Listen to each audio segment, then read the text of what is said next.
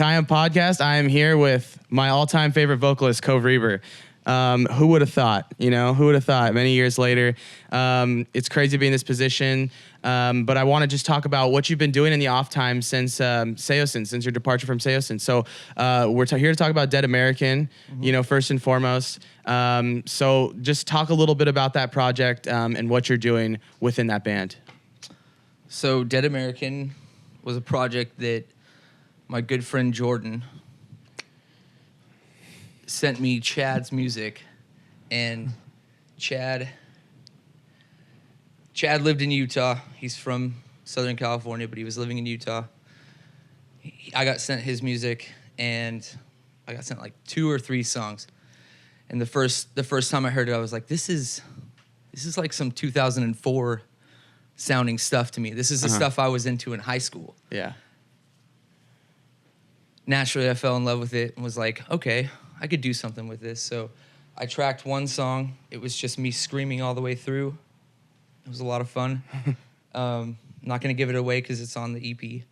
But I tracked the song. I sent it to Jordan. Jordan sent it to Chad. And like instantly it was like, all right, let's do some more music. You know, let's do some more songs. So like 2 years later, Chad, or is it 3? 3 or 4 years later. Moving slow. 3 or 4 years later, we're here, you know. Yeah. So now we've got things are aligning, things are moving forward, and the ball is rolling. Yeah, because I mean, I feel like you were bouncing around everywhere. Like people were telling me in Utah, like I heard my friend Garrett was like, "Yeah, dude, like I swear I saw Cove at like the spot by my house, like a barbecue spot or something." He was like, "I swear I saw him there," and I was like, "Wait, I thought he lived I was working up in Utah, yeah. So so crazy. Yeah, so about a year and a half ago, I was presented an opportunity up there, and I jumped on it. And I jumped on it because I thought it was going to be like, I thought it was going to be something, you know, a job that I could maintain, but also be able to do music with. Yeah. But excel me to, you know, the next part of my life. But I got up there, and by that time we had one recording session where we did 4 songs that are all on the EP. And then when I got up there, we started recording more songs. So we did 4 more songs, 1 of which is on the EP, and 3 of which we're just gonna sit on and wait for the next record with. Okay. But yeah, I was working up at a barbecue restaurant. That's funny that your friend hit you up about that. Yeah, and he's also a vocalist in a band and actually a huge fan of Saosin as well. So I was like, what's his name? His name's Garrett. I'm trying to remember his last name. I'm horrible. I'm sorry, Garrett, because he's for sure gonna watch this. Garrett. Yeah, Garfield. There we go. There you go. Garrett Garfield. Somehow you know Chad. Because he's in a band called The New Low. Okay. And he did a vocal cover of Voices, actually, like reimagined, and it's really good. I'm sure it's super good. It's fire. I'm sure it's better than mine. So shout out. Shout out to Garrett.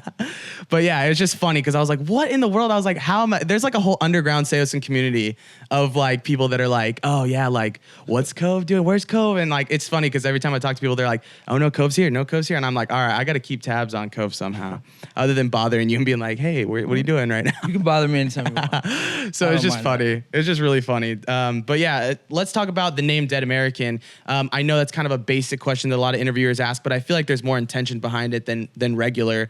I know this like album has kind of some angst behind it, so I want to talk about what does the name mean and how does it tie in with the name of the album?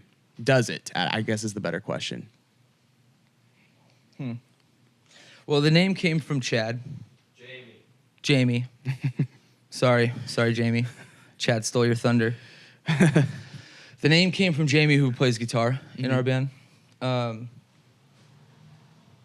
Chad presented it to me via Jamie, let's put it that way. And the way he brought it up to me was I had a project with a good friend Kyle of mine called Patriot. Yeah. Patriot's a completely different sounding, you know, project than anything I've ever worked on before. And I felt like it's going to be hard for us to do something with that, like with what I did with Saosin, because it's not your typical full band. It would be more of a project that I feel like what you see now, like what I witnessed on Saturday night when I went to that indie jam at 94.9. It would be a project that just wasn't, the people who knew me, when they saw it, they'd be like, this isn't what we have normally ever seen from this dude. So I knew it was going to be a little bit harder for us to do something like that. But when they presented Dead American to me it was like the opposite of Patriot. So, you know, you have Patriot, which is a different side of you. And to me, lyrically, it's a completely different side of me. It's more of like A Perfect Circle and Tool. Like Tool is the more masculine side. A Perfect Circle is the more feminine side. So the way I looked at Patriot was kind of like that. Like Dead American was just all of like the angst, the crap that goes on in my head that just sits there and doesn't ever come out until, you know, you snap. You snap and you quit your job yelling at everybody, or, you know, like that side of me. So when they brought up Dead American to me, it kind of like fit the music. And to me, Dead American, I don't know what it means to these dudes, but to me, Dead American is more of a, like, it's not a statement. It's not like a political statement or anything like that. It's more like just how I feel. You know, I'm kind of dead inside. Like everything, like nothing has meaning or feeling anymore. You know, whether it be with politics, with music. I mean, I left Saosin and went instantly into like listening to hip hop and R&B. And for the past 8 years, nothing's caught my attention from music with distorted guitars and like a heavier sound. Nothing's really caught my attention to where I'm like, this is it. You know, like I remember back in the day being, I think I was like 8 years old, and somebody's older brother had a Nirvana CD and he was playing in his room. I remember hearing that, being like, what is this? You know, like that's the type of feeling that I feel like I haven't had in 8 years. You know, I haven't had in a very long time. And I'm not saying I'm trying to be like that or whatever, but you know, it's the music that Chad's handed to me with Dead American and that name and everything that goes along with it. It's just, I'm just giving you all of like the side of me that's dead. You know, like this is how I feel a lot of the time. And I feel like, you know, maybe because I haven't been pursuing music and doing the thing that I love the most, it's made me realize like, this is how all of us live. This is how everybody lives. It doesn't matter if you're a dishwasher, a lawyer. It doesn't matter if you're the general manager of a roofing company, a restaurant, you know, like we all have this part in us that's like, why am I doing this? You know, and that to me is it's like the dead side of me. You know, I want to write all my songs about all the crap, you know, that I experience in my daily life. Because when you're on the road and you're touring and you're in a band and that's your job, you don't have that. You wake up in a new city and it's, all right, time to take a shit.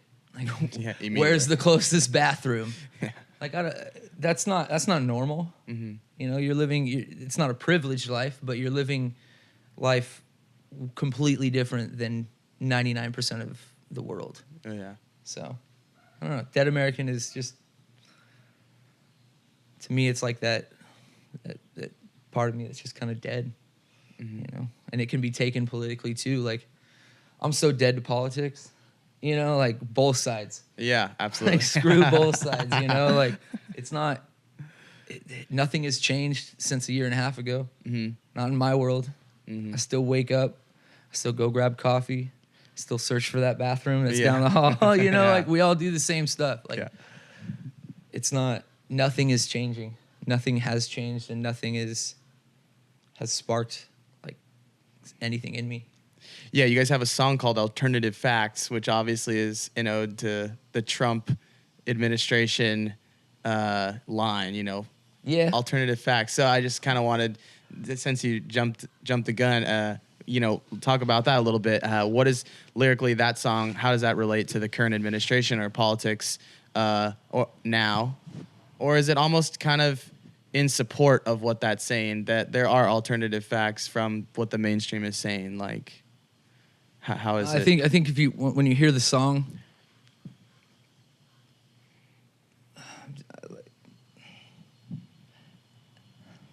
how do I put it? I don't even know how to put this. So that song is kind of an ode to that, yeah, but not in picking the side. Mm-hmm. A fact is a fact. Mm-hmm. And as I say in the chorus, like it will always be that. Like if it is a fact, that's it. Mm-hmm. And people, you can't deny the truth. You know what I'm saying? So that's basically what it is to me. It's not like a political statement to be, like Trump or like Trump. Yeah. Like it's not leaning either way. It's more of just like a call it how you see it. Everybody says, "Oh, this is a fact. This is a fact. This is a fact." Well, I'm gonna look it up. Mm-hmm. I'm gonna make sure it is a fact, and when it is a fact, and I know for sure it is a fact, then yeah, it is that. That's what it is. But I just don't. I don't know. A lot of the time that we've heard alternative facts and just facts. When that comes through the television, it's like, is it? Yeah, is it? yeah. Like, is what you're saying factual, or are you feeding me something? Yeah. So for me, the verses of that song are what like my interpretation of what I'm seeing. Mm-hmm. Like I literally could care less, because I think people's perception of what is true and what is not is a little skewed. But once it's a fact, it's a fact. Yeah. And we're in this age right now where it's even like arguably offensive to raise question to certain issues. Like there's a politically correct culture going on. And like, I think that like the Joe Rogan podcast does a good job at like being like objective and like at least questioning those cultures and beliefs and things like that, like across the board. What do you think of like that culture that's a rise, like the politically correct culture? Like you're not very crazy active on social media, but like, so you might not see it as much, but I'm sure you know what I'm talking about. Yeah, I would definitely know what you're talking about, but it's not, this is like, I just don't care. Mm-hmm. Like I really don't, like I don't care if like what goes on in like, if you're concerning yourself, let me just back this up. I'm gonna ramble here. Go for it. I don't want to go for it, but like, if you're concerned about all that type of stuff, you're not living. Mm-hmm. It's true. Like, you can't change everybody that's around you. You're gonna encounter some assholes. Mm-hmm. I encounter it with my job every single week. Mm-hmm. You cannot please everybody. It's just not. It's not realistic. Mm-hmm. So, if you're whether you're like for it or against it, you're not really doing any good trying to like convince somebody who isn't going to be convinced. Mm-hmm. Like, so why think about it? Why give it any weight? Mm-hmm. If it offends you, just walk away.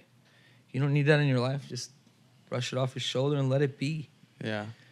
Some people, it's like their entire job is to like, Yeah. You go to their profile and it's like all they're doing is Yeah, talking it's all about they're doing, but problems. But whose bidding are you doing? Yeah. Somebody Somebody else's, yeah. Are you doing somebody else's bidding? Are you just, or are you like, and are you changing anybody? Mm-hmm. Like, I'm not out to change anybody. I just want people to, you know what I mean? Like I just want people to listen to my music. Yeah. Because I think I got a pretty level head. I don't think I'm saying anything that is too far off for somebody to like grasp and be like relate to. You know? Yeah. I don't think I'm being unrelatable. It's not like I'm living like some hip hop R&B life, you know, talking about going to the club and you know, like I don't do that. Yeah. That's why I love listening to it, because it's so unrealistic to me. Yeah. I can't imagine anybody's life 24/7, but like going to the club every night. Yeah. Like getting like Drake says, like getting phone calls at 6 a.m. because you just got off your stripper shift. Like I don't know what that's like. You know, like I love it. I think it's hilarious that that people like sing about that stuff and it sounds like they're complaining about that life, because I think if you're balling that hard where you can go to the club every night, like what do you have to be sad about? Yeah. You know, like but that's suicide why it's rate, you know, it's still really high. Yeah. It's crazy for like these. Yeah. Like Kate Spade was worth like what, $250 million. It's sad, man. It's really sad. It's such a sad thing to see so many people, especially recently, just be, you know, gone without any explanation as to why. Yeah. You know, and that's the most heartbreaking thing for, you know, when you think about it, nobody who loved that person who passed away, whether it's Mac Miller or Chester Bennington, like nobody is going to be able to get an answer as to why. Yeah. And for the rest of their life, they're going to have to live with that. And that's super sad. That to me is the most heartbreaking part about it. You know, there's a lot of people who love these people, who love those people who unfortunately aren't with us anymore. But, you know, as a fan, you know, if your favorite artist overdoses, don't do the drug they overdosed on. Don't. Like, Yeah. you know what I mean? Like, let it be a life lesson that your hero is not God. He is gone now, and you're never going to get what he could have been or she could have been. You know what I'm saying? Like, it's just sad. Yeah. It's just super sad. Going back to the whole rap thing and like how you can't relate and whatnot, I always thought it was really interesting that I'm pretty sure you're the only person I know, at least in the metal alternative scene, that is Mormon, or maybe used to be. I don't know what your stance is now.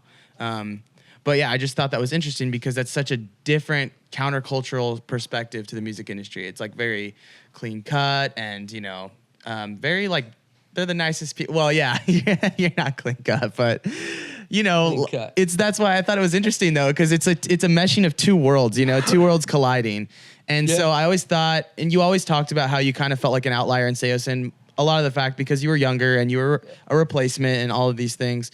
But I also thought like, man, like this guy is like on stage with no tattoos. He's not cussing on stage. He's, you know, long brown luscious hair. And at the time you didn't have facial hair. You didn't have the dreads like back, you know, at first. I look, So I just thought that was interesting. Like Justin Bieber. Yeah. You were Justin Bieber at first. Yeah.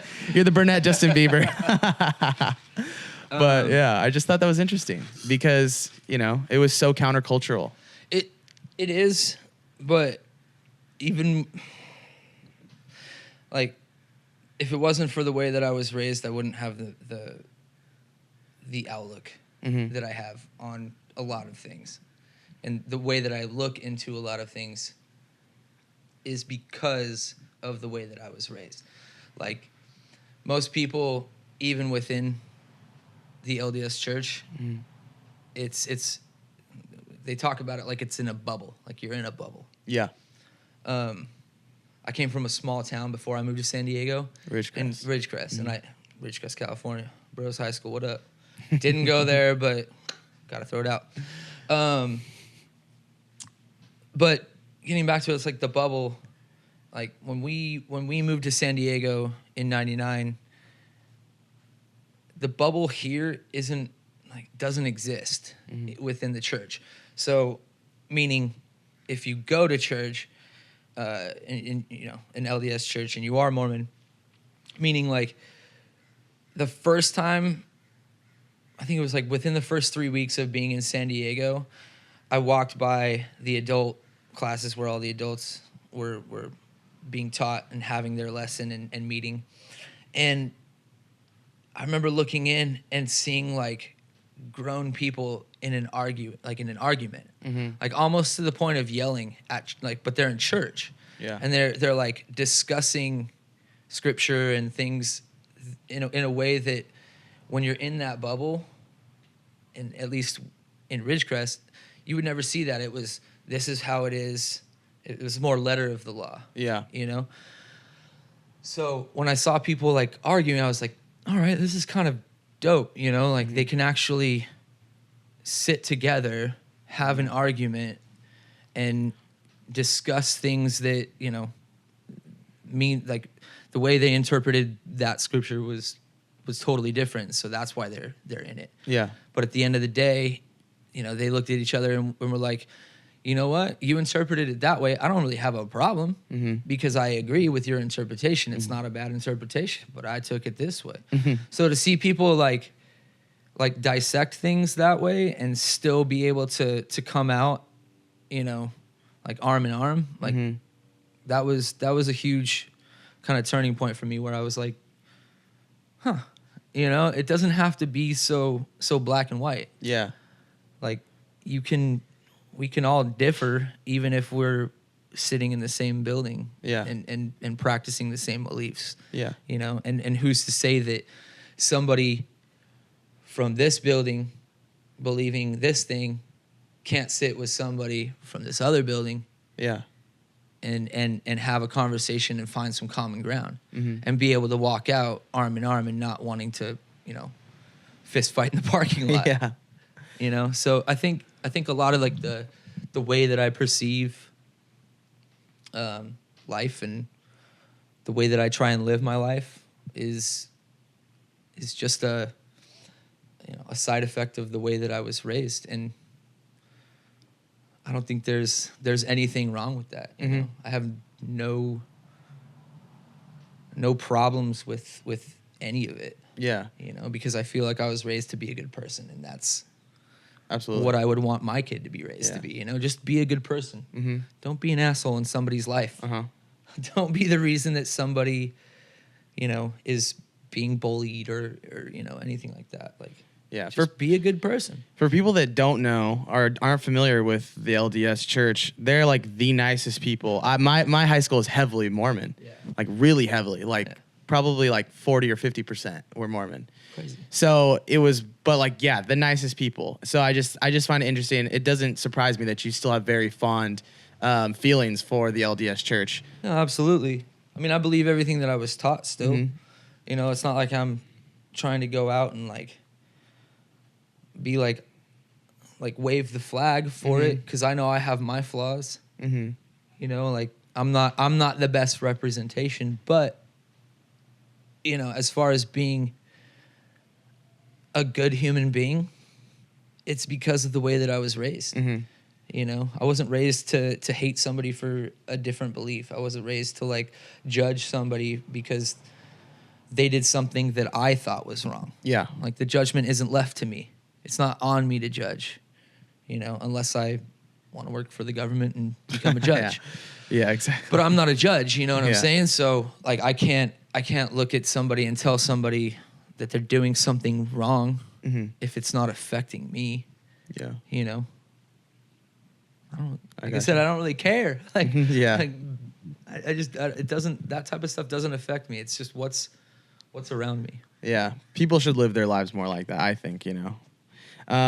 Well, going back to the music real quick, I want to talk about, so we've been in pretty steady contact for like quite a few number of years now. And like pretty much since since Saosin, which is awesome. Like I love it. Like every time you text me, I'm like, whoa, like this is so sick. Like I just still like out of body experience kind of for me. So I think it's interesting because you've sent me like a lot of songs, you know, from Patriot and Dead American, and but more so from Patriot. It was because Dead American's newer than Patriot was. Patriot was the thing like right out of the gate, and so but like a lot of those songs, you know, 2 of them I think are public, maybe 3. But the other ones that you sent me like never saw the light of day for the public. So I just wanted to know like what made you jump the gun harder on Dead American? Was it just the fact because Joey's on tour with the Used now, and wasn't he a huge part of Patriot? Patriot, well, what? Okay, so we'd have to back up to when Saosin was done. Yeah, so let's back up. When Saosin and I split, Joey, who's playing guitar for the Used now, Yeah. which is tight. Yeah. Way to go, Joey. And used to do merch And for used to do Saosin. merch for Saosin. Still have that picture? Hell yeah, that's so funny, bro. That's so funny. So Joey and I, like, I had enough equipment to record with. Uh-huh. So Joey and I started writing a bunch of songs. We wrote that acoustic punk song that came out. I think that one was called "I Found My Way." Mm-hmm. We wrote that at like 2:00 in the morning. Mm-hmm.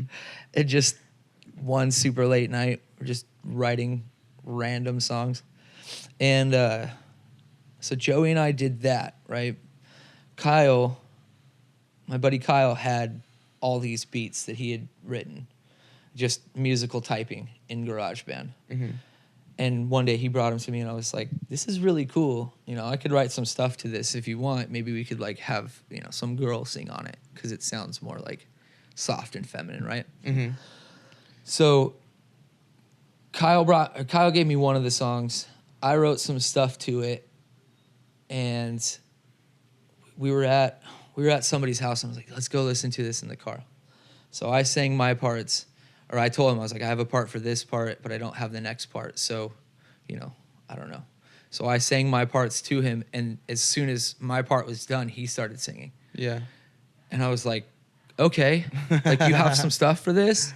Yeah. And he's like, yeah. And I was like, well, let's keep it going because, you know, re-intro, whatever. Yeah. So I sang my next part, and then he sang his part. And every part that I didn't have, he had. Interesting. So it all, and for some reason, it all kind of aligned lyrically. Like, this is really cool that you were thinking the same thing that I was thinking. So those songs, Patriot is basically just Kyle and I. Mm-hmm. We try to do a bunch of different stuff with the sound because I feel like a lot of those songs could be taken and not restructured, but just re-recorded in a heavier sense with real drums, real bass, real guitars, not so synthetic. So we messed around with that for a while, and then it ended up kind of becoming half and half with it. And a lot of the stuff that he was sending me after the songs that we ended up putting up on our SoundCloud, we just wanted to leave them all electronic, all synthetic. We didn't want anything to be, we didn't want the majority of it. We wanted the majority of it to be synthetic and not have like real instruments on it. Okay. So, but like I said, that was going to be a harder sell because it was probably just going to be him and I on a stage and then a full band. not a full band, you know, like people would be going there like, what is this, you know? So, you know, those songs still exist. Kyle and I haven't talked about it in a long time, but there's so many songs that never saw the light of day that I hope someday will end up seeing the light of day. Yeah, so I want to talk about let's just so we're at this point where you're out of Saosin, and we can talk about that if you want, but it's up to you, man. I mean, eventually, sure, let's just go for it. Let's just back up. Let's back up where it started then, you know.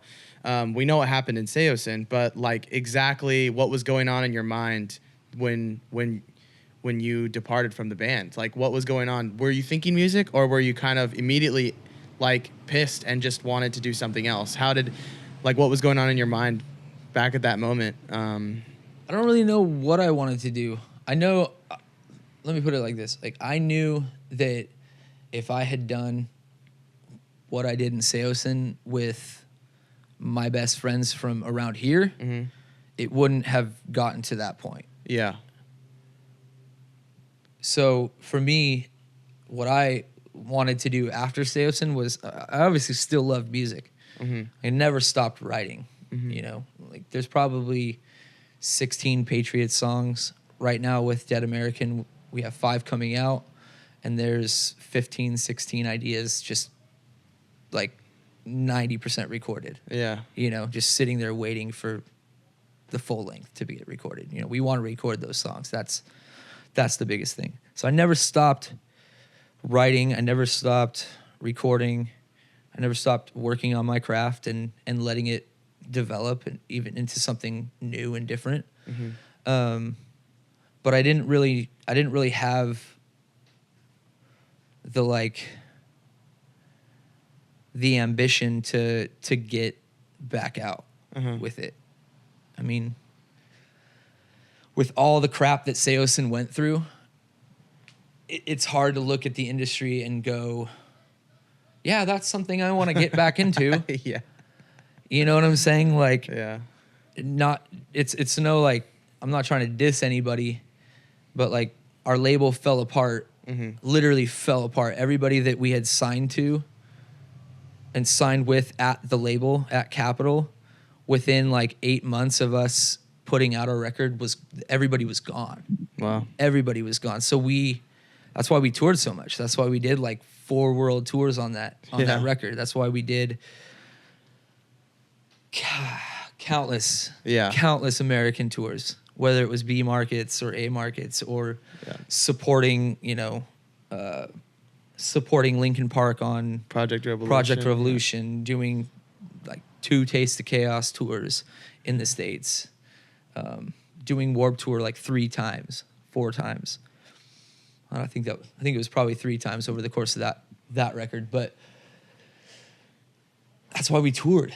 And when you see your label fall apart and your only option to resort to is, or you have 2 options to resort to. You either go home and you write a record for this new label that isn't in place yet, or you just go tour. And so we chose touring, which kind of burnt everybody out because we were playing like 300 shows a year for 2 years straight.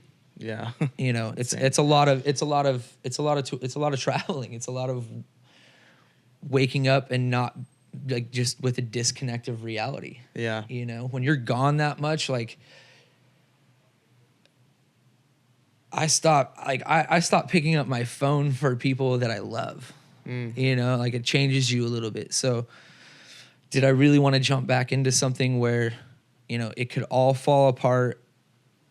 It could, you know, everybody wants a slice of your pie, whether it's the label wanting a 360 deal, which is at the time that Saosin and I departed, like that was pretty much going to be it. Like, if you're going to sign to anywhere, you're going to sign a 360. Yeah. And they're going to take a piece of everything. So now you have your booking agent taking a piece, which is a small piece, but is the most critical piece for any touring artist. You have the label taking a piece of that.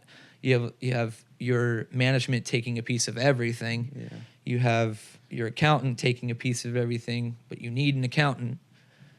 Publicist. You have your publicist. Yeah. You have, you know, the list is just so long, and it's like, you look at it and you're like, all right, in order for me to like be considered what I would consider balling, right? Yeah. In order for me to ever achieve that, I have to sell 2+ million records just so that I can like live that high life. And we're not talking like Beverly Hills, you know, Rodeo Drive balling. We're talking like owning a house in East County, San Diego, you know, out in the desert, but it's just away from, you know, everybody enough to where you're like, all right, I got a nice house in the middle of nowhere. Yeah. You know, like, I don't know. But it was so different back then too. yeah, like it was a lot different, and it's the same in a lot of ways from what I hear, you know, from the way the way that my friends who are touring and in other bands that are successful talk about it. It's like, you just got to be gone all the time. Yeah. I would love to be gone all the time, but I don't want it to I don't want like to have to give up who I am, you know, for it. You know? Yeah. Like the things that I've witnessed the past 8 years of me not being in the music industry. Yeah. But with this stuff, it's like, it's so nostalgic, and you see all these like nostalgic Dead American with Dead American. You see all these, you know, the music of Dead American. It fits nicely into like all these nostalgic like 10-year reunions, and getting back togethers, and like doing all this other stuff that's like, all right, that's kind of cool, you know, like the nostalgia's in right now. 90s are in, everything's coming back. People love it. I love it too, you know. It's pretty dope. It's pretty dope. Did you have any idea that Saosin was reuniting with Anthony before it was announced to the public? Did anyone like give you a heads up from the band? Or was that Anthony? So he was like, yo, dude. Yeah, Anthony did. Oh, that's cool. That's It was awesome. cool. Like, honestly, like, he didn't mention anything about, you know, what his plans were. He just hit me up and was like, yo, I'm thinking about doing a Saosin tour. I'm like, yes. Yeah. Please, so I can come and be a fan and see you guys play. Yeah, yeah. Like, if you guys are going to play translating, like, yes, Yeah. I'm going to be in the pit and I'm going to lose my mind for the first time ever. Yeah. You know, to the songs that I sing, you know, night after night and love. You know, the only reason why I wanted that band to be in that band was so that I could hear those songs over and over again, because I loved those songs. So it was cool, man. Like, it was cool that he did that. You know, it was cool that he hit me up and was like, yo, I'm thinking about doing this. Yes. Yeah. You know, like, I'm never gonna be like, no, man, that's my band. Well, that's dope. Have you seen the video of him performing Voices? Because that was a new thing that I didn't get to see. I didn't get to see live because I was living in Utah. Okay, yeah. He hit me up, actually. And he was like, we're gonna do this. We're gonna do this song. Uh-huh. He's like, you wanna come out? Yeah. Bro, I live in Utah. Oh, that would have been so sick. Oh yeah, we were talking about it. I texted you about it, and you were like, "Oh, you're like maybe, but yeah, probably not." It would have been fun. It would have been fun, but you know, I don't know. I sang his songs so many times that they kind of became mine. I guess I would kind of want to know from him, like, how'd it feel to sing my songs, something that, you know, wasn't yours, but now, you know, now you're gonna do. Now you're gonna sing a lot more songs when you go on tour. Yeah, well, they're going to South America, I think it is, or something like that, and it said performing all the hits, and I'm like, well, I don't know what that means, but awesome. I'm ready to see video of it because it'll be. I want to see him sing my songs. That's cool. I think it'll be interesting though, because most people, I think it's the consensus that people are like, the self-titled was Saosin's best work. That's what Cove was like. He solidified that, and like Saosin found their sound with that album. So, and I definitely agree with that. So people say that, and then they're like, and Anthony did a great job at translating the name, and like that was great, but it was totally different. It's two totally different Saosins, you know. 100%. It's night and day. Night and day. It's two different Saosins. Yeah. Like that. Look at the people's names who were on translating the name. Yeah. And then look at the people's names who were on, you know, the Beatle. Yeah. Like it's a different band, period. Yeah, completely. You know, completely different band. The way that they wrote it, the way they recorded it, with translating, way different than how we did it with the first LP. Like, two totally different bands. Yeah. What was that like? Because I think a lot of bands now actually we're starting to get into an era where people are going to Howard Benson. Like this band Palisades just recently went to him, and Issues is another band that's considering going to him for their next LP. They should. Yeah. You guys should. That's what I tell them. Do it. Yeah. I literally like personally texted the band. I was like, you have to.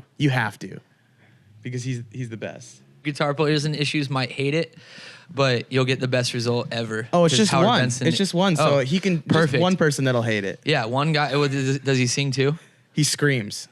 Oh, he's fine. He's fine. Yeah, he'll get out his angst and the screams and Good. be able to work with Howard. He might not hate it as much. He might hate it still. I don't know. I told him. Yeah, so just talk about that. Like, what were the differences from that? I mean, obviously, you recorded stuff before that and after that with Saosin, but the first full length. So what was that like? Like, how was Howard Benson like a demigod, essentially? Like, what did he bring to the table? He brought his brain to the table. That dude is such a G. Really? Yeah. I mean, there was times where I was working with him, right? And I only say, or I say that the guitar players might hate working with him in issues because he doesn't really spend a lot of time with the drummer and the tones and like the guitar players and you know, he's not going to track your part. He's not going to be there when you're like, he's not going to be the guy hitting record. You know, all he's focused on is making sure that the song is the best it possibly can be. And the only way for it to be the best it possibly can be is for him to work with the guy who's singing the lyrics and making sure that he means everything that he says. You know, if he doesn't capture it, if he doesn't get it out of you, you're not going to get back what you're paying in to work with that guy. But in working with that guy, you just learn so much because of the way that he works. He's so fast at his job. Like, for instance, I'm in this vocal booth that's literally on the second floor above his little studio room at the studio we were at. Excuse me. I'm working upstairs. He's downstairs. We cannot see one another. There is no glass in between us. It's literally me in a 4x4 box that's sound padded. I feel like I'm in an insane asylum. Yeah. You know, and there's a mic hanging and like a music stand for me to put my lyrics on and my phone and stuff. So we start going through the song and Howard, you know, has me singing the first verse. We get through all the takes that he needs to get the first verse done. He's like, all right, let's just do some harmonies real quick since you're a little bit more warmed up. So we did some harmonies. This dude, I kid you not, he played the root notes on one hand. On the other hand, he's playing my melody, right? Really? With the music playing in the background, like over a little intercom. Yeah. He's doing this. And he's like, okay, I want you to sing this. And as he's playing the root notes, he plays my melody and the harmony at the same time on the keyboard. And he proceeds to do this with like two-part harmonies, 3-part harmonies. And he's like playing all of this on it. And I'm like, okay, that was cool. That was... Now I know the notes. I can sing the notes. We already have, you know, my voice is already in there with the take that he already kind of, you know, that one might be the take, you know, like he's found his potential one. And it was so easy. It was just, all right, do you have any ideas? Okay, let's record those. This is how you should do this, you know, and he's just playing all of this. And then we move on to the next part and the next song. And he just continues to do this.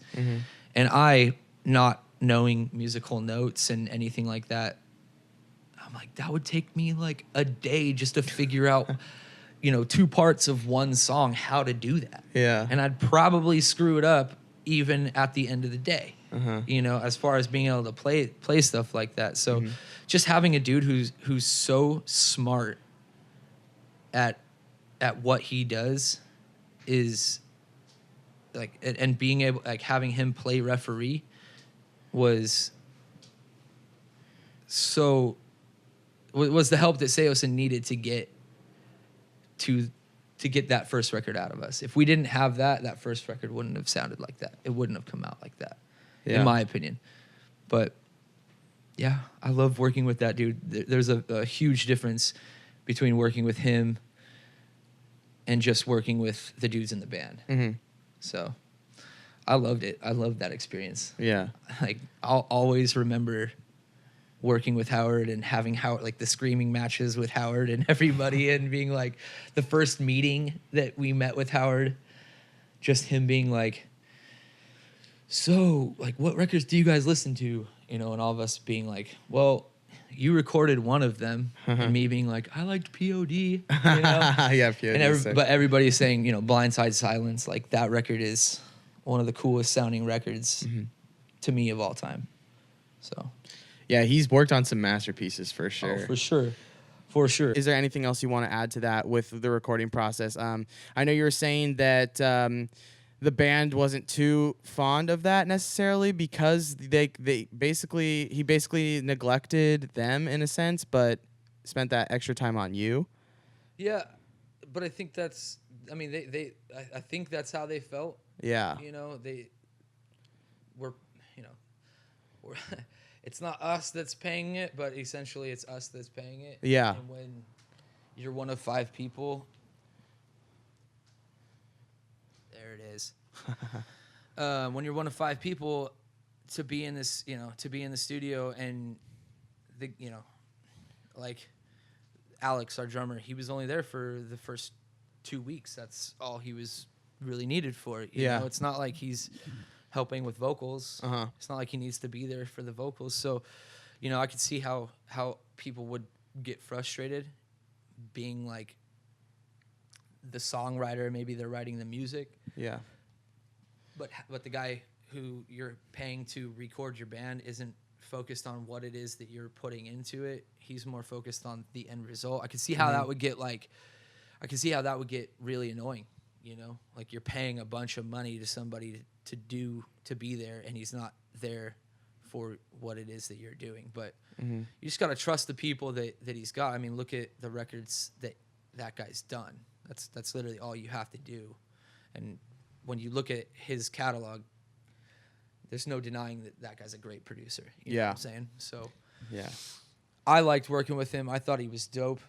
I think every singer should have an experience like that, especially if like if your label's gonna pay for it, even if it's for you know 1, 2, 3 songs, like getting that experience from him and having that experience with him there will change your perspective on how records should be made. Yeah. At least it did on mine. Like I'm so used to what most people do, which is record at home, demo it out, go into a studio, bust it out real quick with a guy who's, you know, you're paying as basically just an engineer. He might throw out like an idea or two over that time that you're paying that guy to do it, but just the amount of detail that he puts into the vocals, yeah, insanity. Like, and it's all simple stuff. You know, it's not rocket science. And I mean, that guy is legitimately like a rocket scientist. Yeah. You know, he's a badass engineer, and hence why, you know, he could look at a piano and break it down mathematically and be like, oh, all I need to know is what keys, you know, he like what keys open these doors, and okay, like everything is aligned. That's literally how it is. Like when they make a key, there's like, you know, little things they have to little combine, grooves, you know, and that's your key. And that's the same thing with music. It's the same thing with working with Howard. He just knows how to unlock each thing, so that way when he makes you a literal key for your song, it's like it fits the lock and you can open it. You know, whereas most people will get close to it, maybe even close enough to turn it a little bit, but it's not fully unlocked. They might even be able to turn it enough to push the door open, but it's not all the way there. When you try and slam the door, it's probably gonna catch something or leave a groove or leave a mark. Yeah. Like there's something that's just not in place. When you work with a guy like that, everything just kind of like falls into place, and his rhythm is unlike anything ever. I mean, homie's recording like 20 songs a month. Yeah. You know, just crazy. Having artists come in, come out, come in, come out, come in, come out. You know, it has to be ran like that. Yeah. So, I wonder where he would rank Saosin's like self-titled, like in his like discography of like albums he's done. I would like to know that too. That'd be interesting. It would be very interesting. I think a lot of people that go to him probably have probably listened to that record. Oh yeah. And been like, I like what you did right here with this Yeah. band, you know? Absolutely. In the same way that we did with Blindside, though. Mhm. Like I said, like I remember hearing Blindside in high school. Uh-huh. And then when these guys said they listened to Blindside, I was like, yes. Okay. That's awesome. We should definitely work with this dude if he's the guy who did it. Yeah. Yeah. How insecure were you going into that studio for the first full length and you're like, whoa, huge budget for this, massive producer, first album where I can show myself off and prove myself to the fans. How like scared were you, I guess? Maybe you weren't at all, but like, I wouldn't say I was scared, but insecure. You could say I was insecure about myself the entire time. mm-hmm. You know, from start to finish. And Howard, at least with that record, gave me that security because I'm not going to be the dude to yell at my band Mm-hmm. and try and play referee between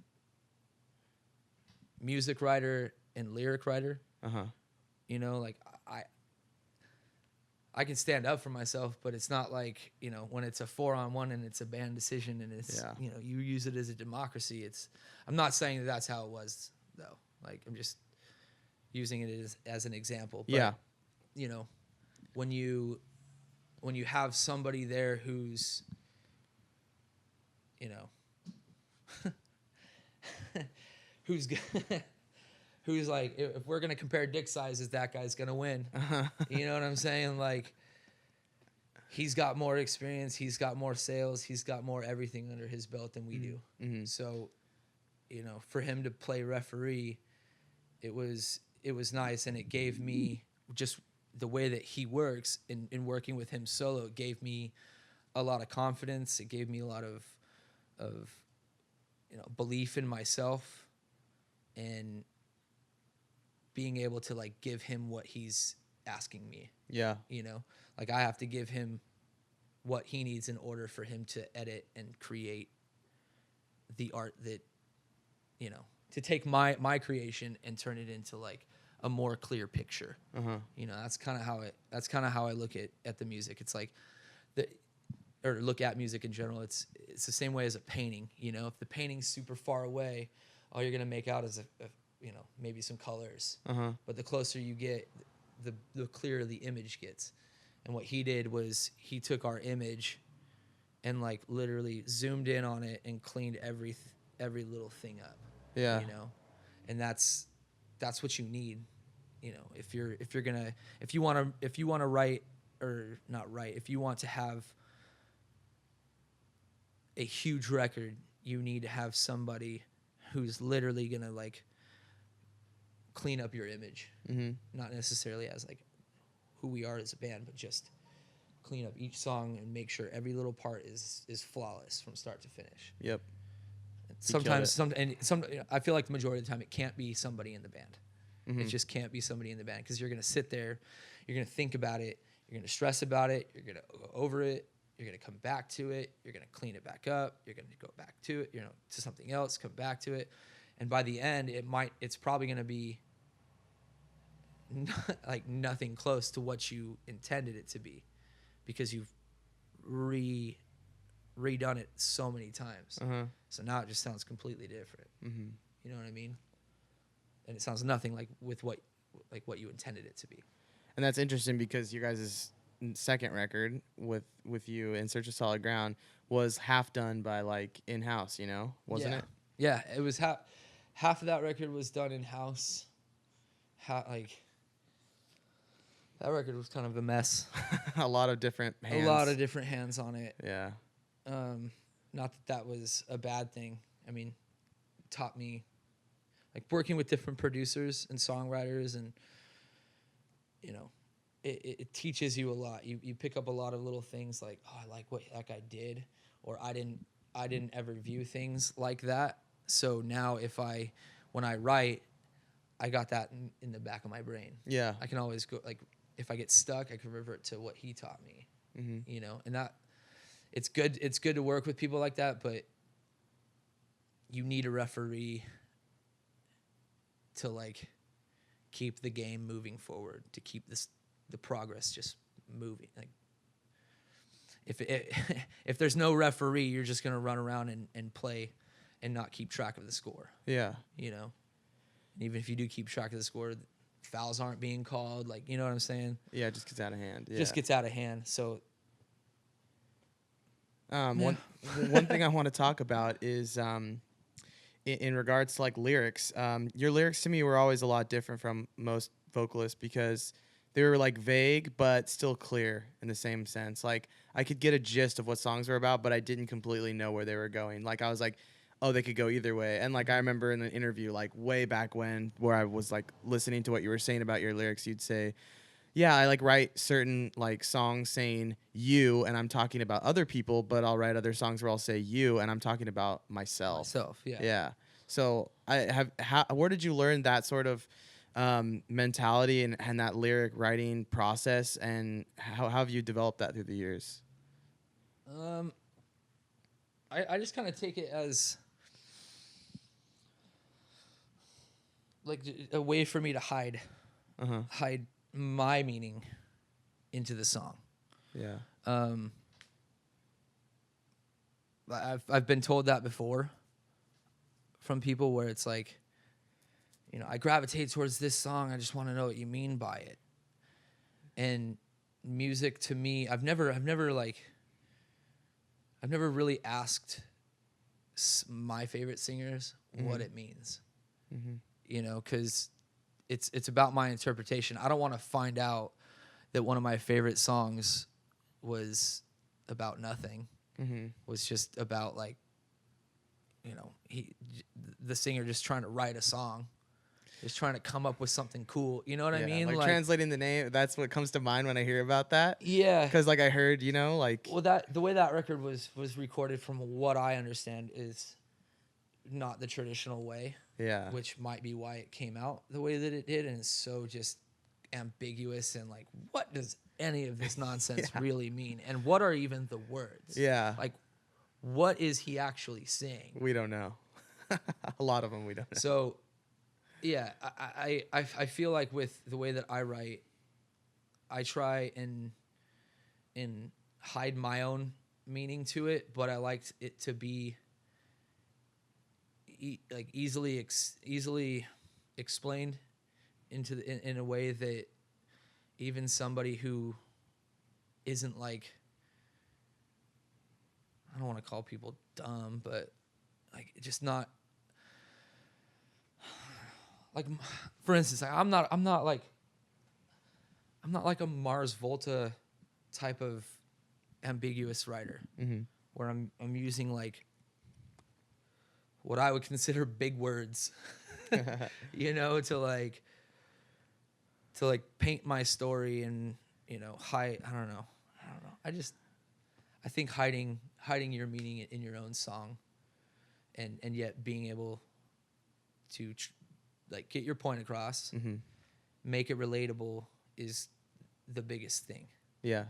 If it's not relatable, then like you're not going to do anything. Yeah. With your music, you know, I don't listen to EDM because there's nothing that I can relate to in it. Yeah. You know, like there's no words, there's no concept, there's no, what's the word I'm looking for? The word I'm looking for. There's no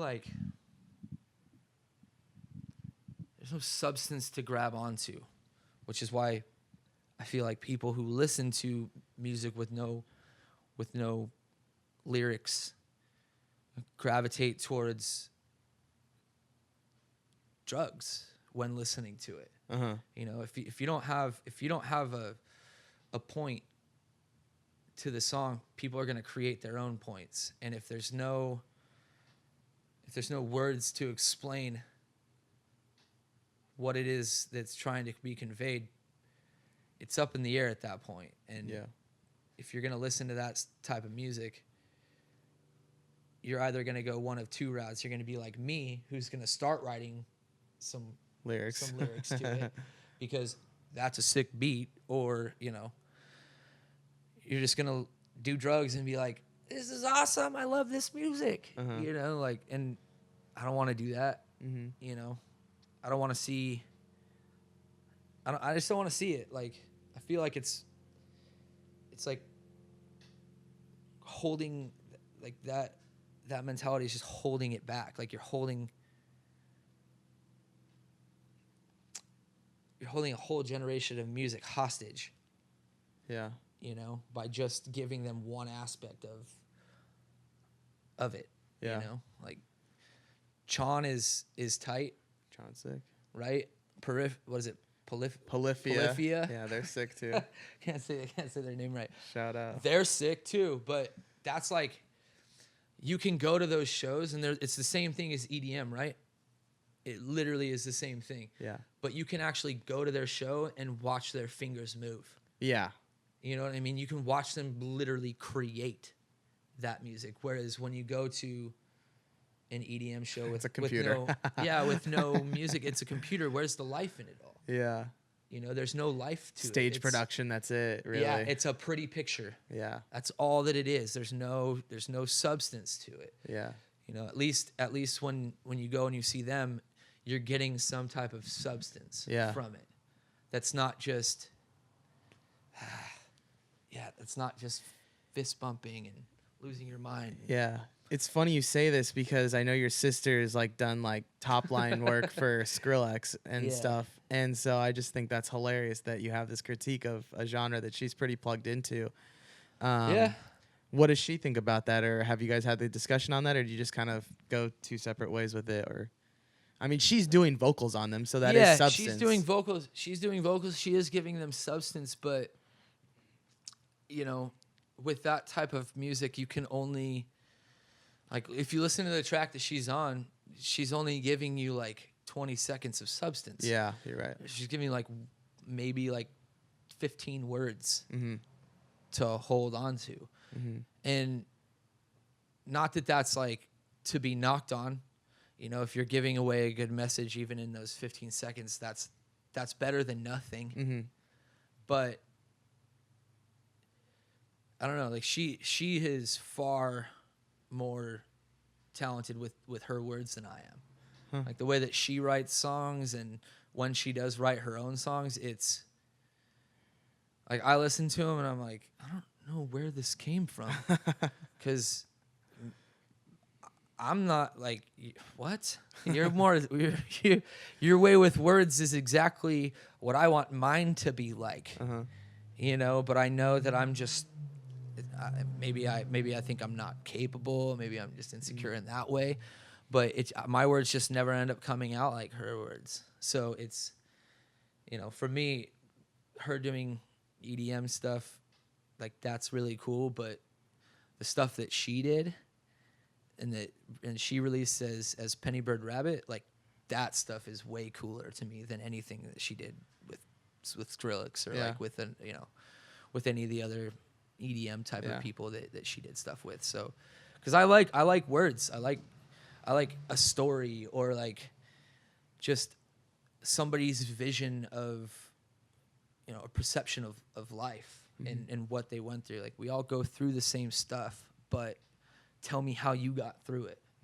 You know, that's what I want. I just want something of substance to hold on to. Yeah.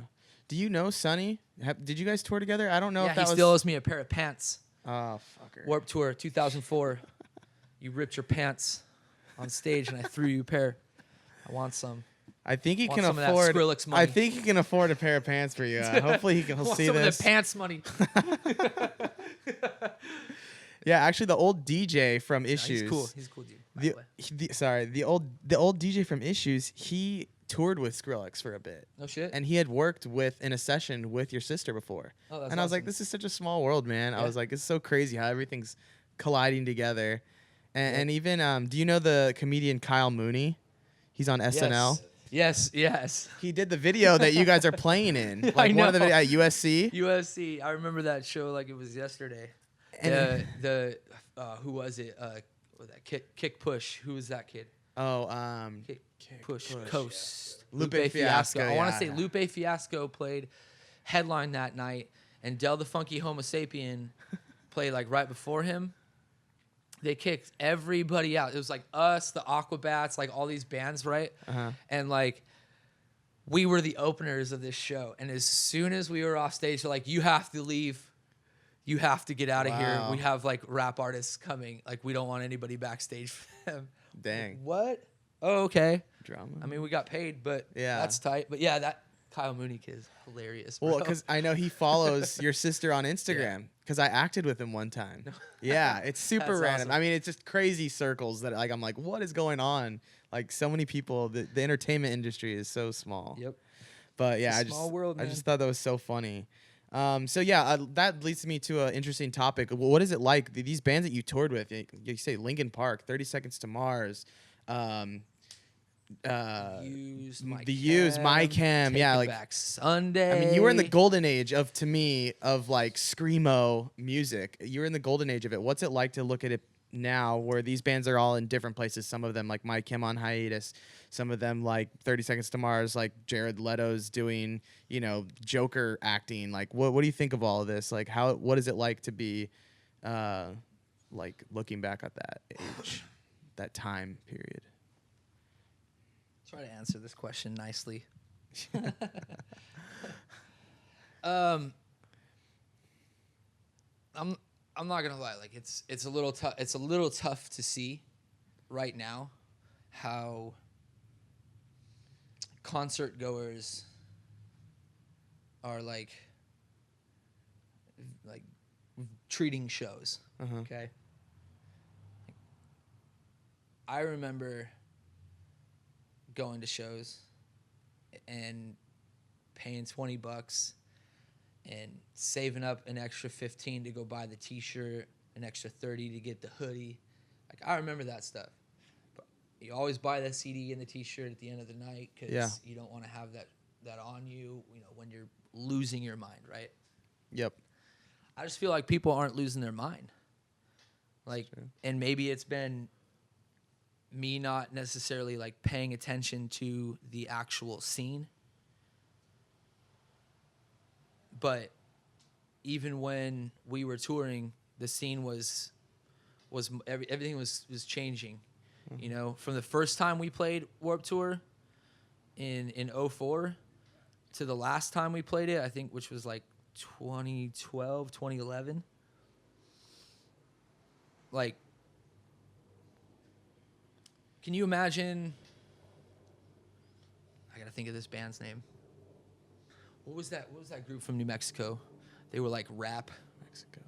New Mexico. They were like a rap. Did you guys rock. tour with them? They had a screamer. Did you guys and tour they had with them? I don't remember.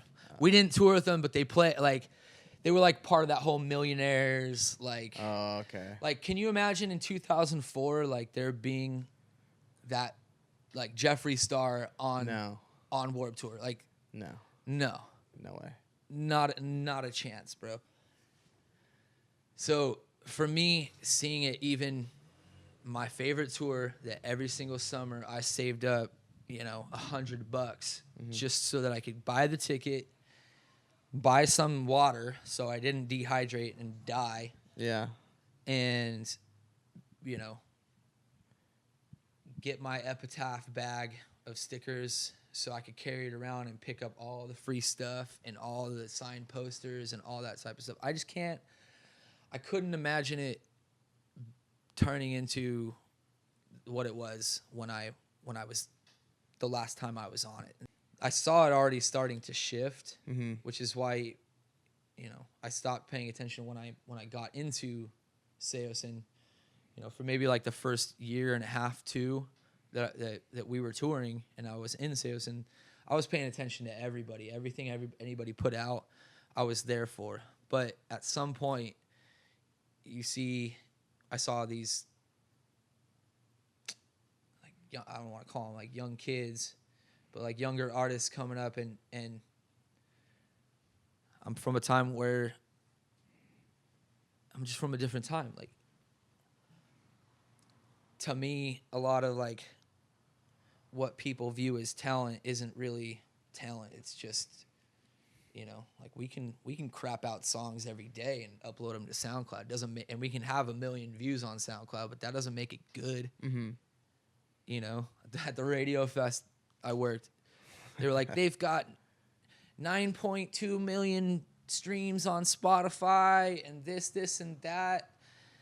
And here they come to the stage, this wife and husband duo, whatever.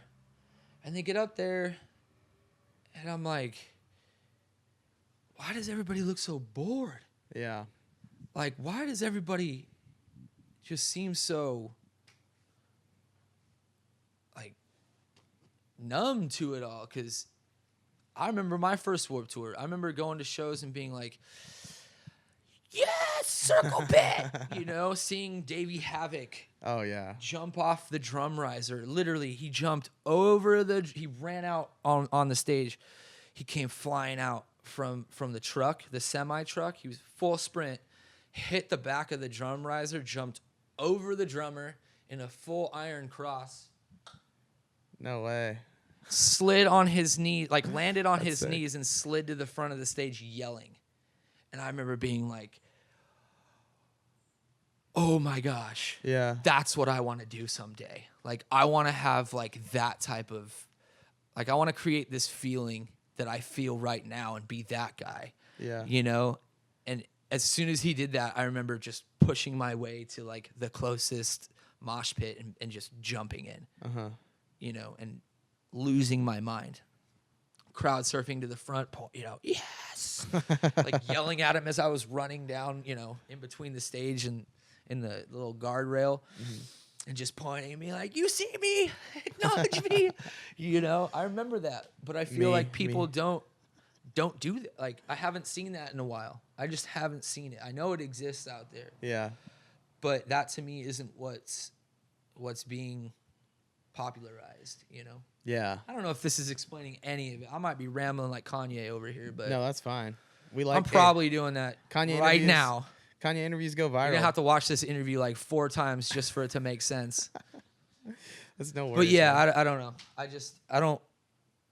I don't really have much faith. Like, I want that next Kurt Cobain to Yeah. come around, to just like change the face of what everybody's expectations of music is. Like, you think about when Nirvana came around, like, it completely killed all of like the glam rock bands that were like wearing tight leather pants with the freaking cucumber in that, you know, in their shorts.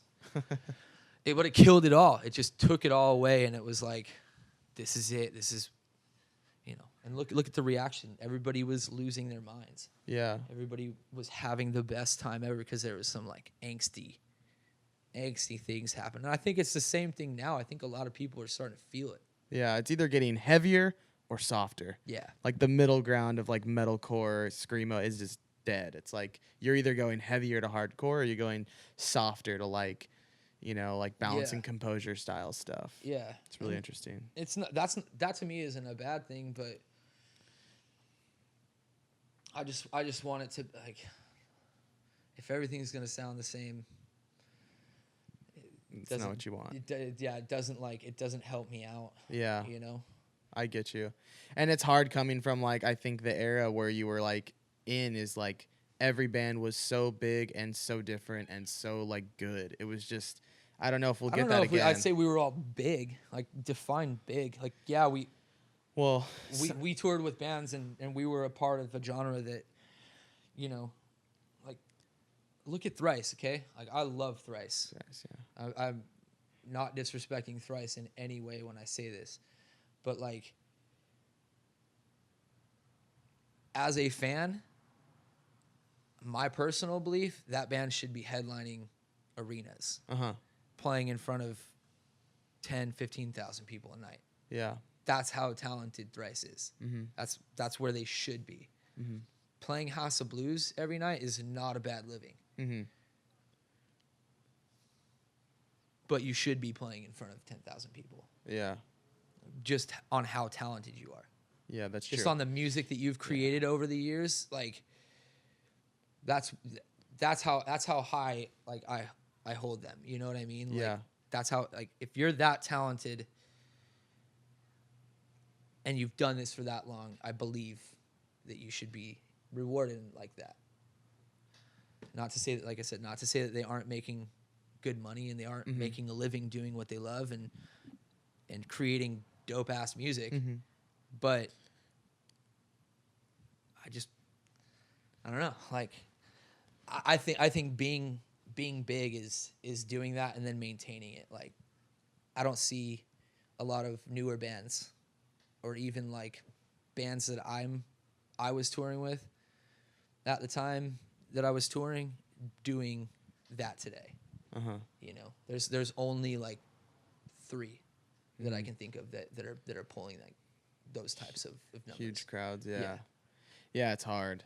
It's definitely hard. It's hard, and it's hard to see too, because I love all of those bands. Yeah. I love Taking Back Sunday. I love Thrice. Yeah. I love Senses Fail. I love Mike Hem, The Used.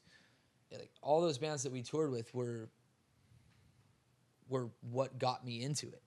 You know, I remember my first shows playing with Senses Fail being like, I listened to these guys in my junior year. Yeah. You know, and now I'm touring half a year with you guys. Sick. Yeah. That's dope. Now one of your best friends plays for him. That's so funny. Yeah, So and crazy. The Used, now one of my best friends plays for him. It's like, yeah, you know. Do you still talk That's to sick. Justin at all? Or is he kind of off the radar right now? Yeah, I just didn't know. I don't know, man. Yeah. I haven't heard much from I him. hope you're doing well. If you're out Justin. there, Justin, I hope you're doing well. That's what I'll say. Yeah. I mean, he follows me on Instagram. I follow him, obviously. And yeah, I haven't heard him. I haven't seen him post anything recently, so I don't know. But I don't know if he has too much to post about right now. yeah. I just hope you're doing well. Yeah, man. So yeah, I guess in regards to like the departure, or whatever, can you go back to exactly what happened? What was the first call or text that you received where like you like thought this was like you were being kicked out or whatever, or was it sort of amicable? Was it a fight? No, it wasn't a fight. It wasn't. Because it's not on record anywhere. That's why I'm so curious about it. It's no one's. Okay, so you have to look at it like this. Like, we did 2.5 years of touring when bands were only doing a year at most. So from the time that our first record was recorded to the time that it came out, or the last record came out, I think The Used had put out 3 CDs. So, and this was becoming the norm, right? We only had 1 CD out. They had 3 out. So you would, if you were getting into the music industry, you'd basically write the record, you'd tour for 8 months straight, you'd come home, you'd write, you'd record, and then you'd go back out on a tour. 4 months later, you'd have a new record out, and you're touring for 8 more months. So it was like kind of like a year to a year and a half turnaround. We did 2.5 years of touring, literally just with no serious label support, because our label was gone. Yeah. And all we had was a booking agent that believed in us and a manager that believed in us, a lawyer and an accountant, that all these people believed in what we were doing. We toured for 2.5 years off one record. We go in to write the next record. It's not as organized, and some people aren't even there for parts of recording it. And like, it just, things happen. I think I put out a statement about what kind of happened and when my shift in the band happened. And I think if you listen to the lyrics and the content, like from Saosin 1 to In Search of Solid Ground, like if you view those two, if you listen to them back to back, you can hear in the content like where my head was at. And I think I think when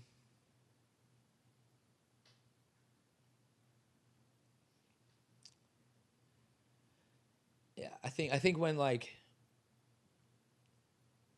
what happened in between the first two records happened, there just wasn't anything that was really gonna pull me back into like feeling the way that I did before what happened. And I know I'm being kind of vague in this interview with that, but No worries. you know, when you hear, I don't know, I've said it before. It's like when you hear your heroes tell you that you're not good. It doesn't help. Yeah. You know, you're not helping the situation. There's no problem solving it at all. Yeah. You know, and I felt like, why am I even doing this? And that was even before we were even home to write the second record. So it kind of took this toll on me, and with the second record coming out, I needed to get it out. Yeah. I needed to get out that bad energy in the same way that with Dead American, you know, I need to get out this energy. This music is high, like it's set to 11 and it doesn't get pulled back. Yeah. And that's the mentality that I took into even with the second record with Saosin was I still have to be in my Saosin box, but I need to let people see that Cove Reber isn't always so hopeful. Yeah. As he is when he sings You're Not Alone. Yeah. You know what I mean? Like, I have dark moments too. We all do. Of course. And you got to get those dark moments out. So I think if you listen to both those records, you hear a lot of hope, and then you hear like this shift where it's like still kind of hopeful that there could be something, but this is a different side of me. Yeah. You know, on In Search of Solid Ground. And now it's an unfiltered side of me. Yeah. That you're getting with Dead American. Like you literally like I had to filter some of the stuff that I brought to the band with In Search of Solid Ground. But it came out exactly how I wanted it to. You know, it came out literally like meanings and song titles and what those all meant to me were like that record is dope to me. I love that record. I love that record too, man. Yeah. It was a pain in the ass. We fought a lot. You know, but you know, for all the stories that I have to look back on it now, like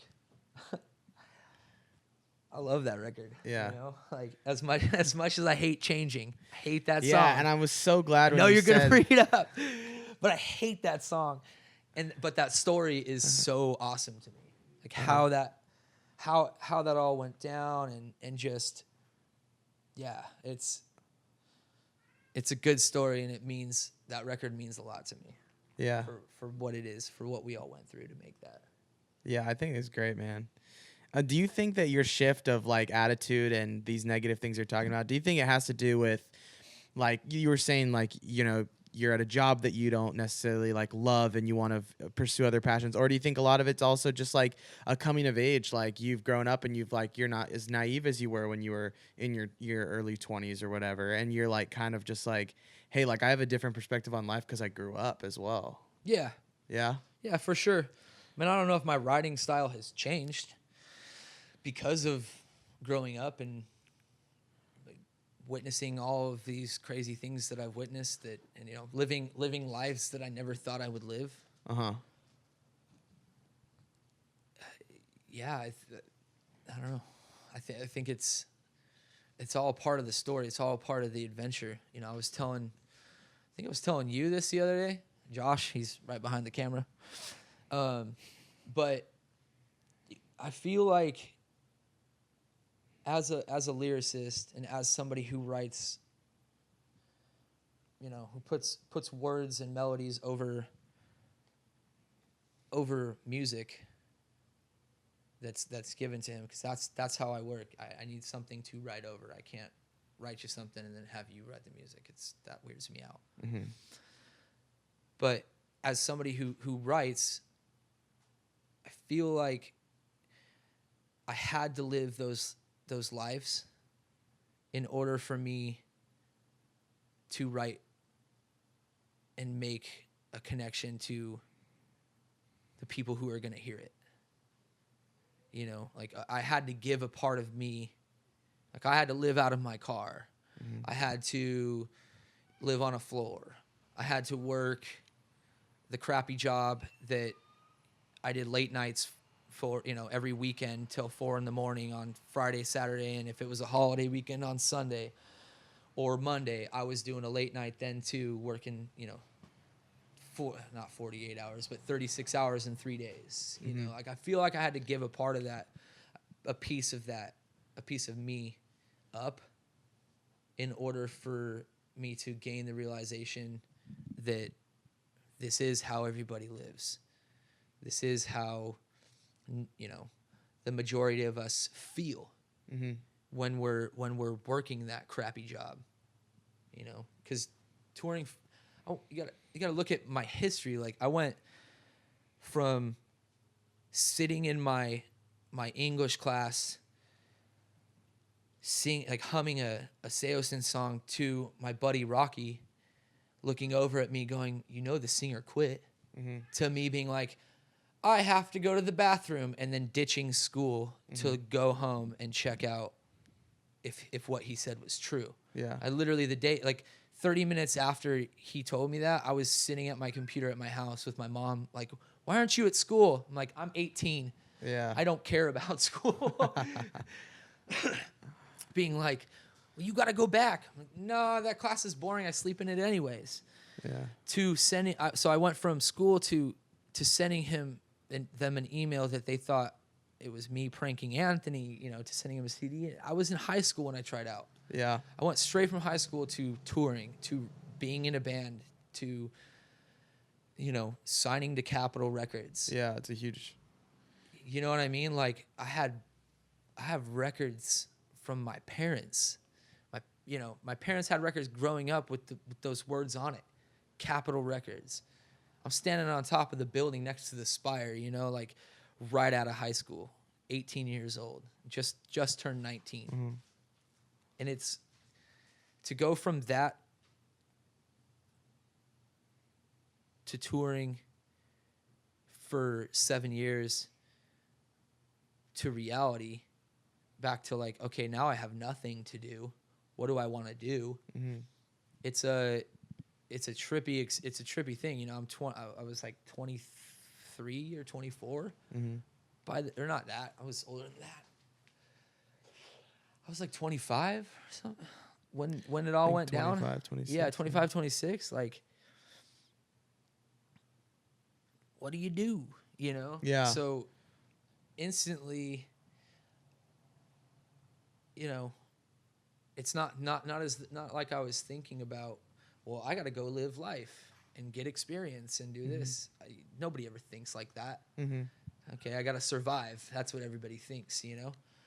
So when you start thinking like that, and then as time progresses and you keep trying to move up in life, and you find out everywhere you go that this is about as far as you're going to get without doing it on your own or starting up something by yourself, like, okay, if this is as far as you're going to take me, then I feel like I can do that by myself.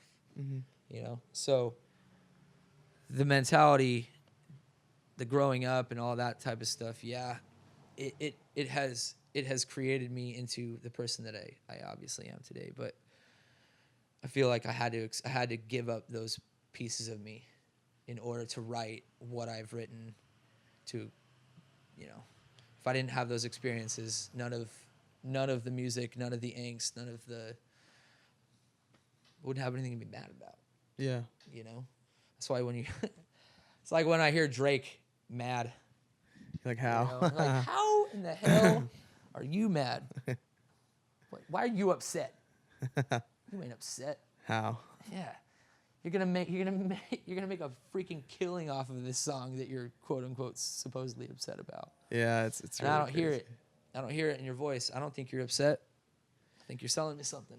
Yeah, there's a lot of fake emo going on in rap right now. I think that's an interesting thing. Like, there is legitimate emo rap that's going on. Like, there's this dude Nothing Nowhere that's super sick. If you haven't checked him out, he's amazing. I just heard X for the first time. Yeah, and that kid took me by storm. He's great. Unfortunately, it took his death for me to actually like listen to his music. Yeah, but that sad song, it's really good.